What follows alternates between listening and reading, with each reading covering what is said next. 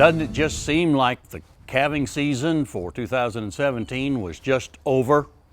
But I'm going to tell you that I think it's time to really get started planning for the calving season of 2018.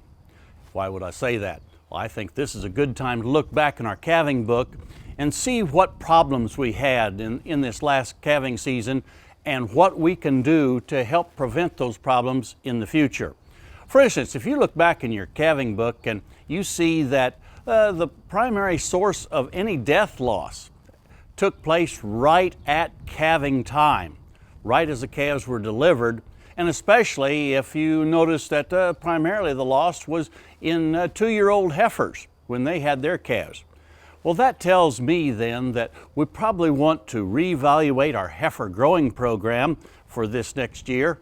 And it may be a little late for this one, but for our future calf crops, let's rethink our sire selection that we're breeding those heifers to and work a little harder towards getting calving ease sires, low birth weight sires that we breed to those heifers, and see if we can alleviate some of those problems. Now, did some of our calf loss take place, say 1, 2, 3 weeks after the calves were born? And that usually points towards the disease calf diarrhea or calf scours. Do we calve in the same pasture, in the same lot, year after year after year? Well, perhaps if we're having a lot of calf scour problems in our herd, we want to change that pattern.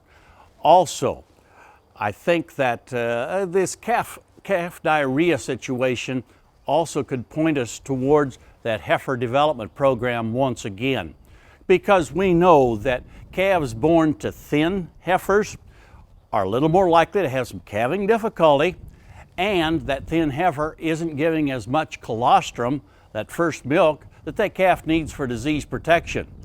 Certainly, if you have a high incidence of calf diarrhea in your herd this particular spring, visit with your local veterinarian, because one of the things that they may recommend is a pre-calving vaccination for the cows. And one last concept that I think is important to at least consider, and that is during the calving season, can you get the older calves and their mothers away from the area where the newborns are going to arrive? And that way then you can perhaps break the cycle of moving those particular pathogens from the older calves to those newborns. Go to the SunUp website, sunup.okstate.edu. We'll give you a link there to a chance for you to read more about the Nebraska Sandhill calving system. Hey, we hope that helps you in next year's calving season, and we sure look forward to visiting with you again next week on SunUp's Cow-Calf Corner.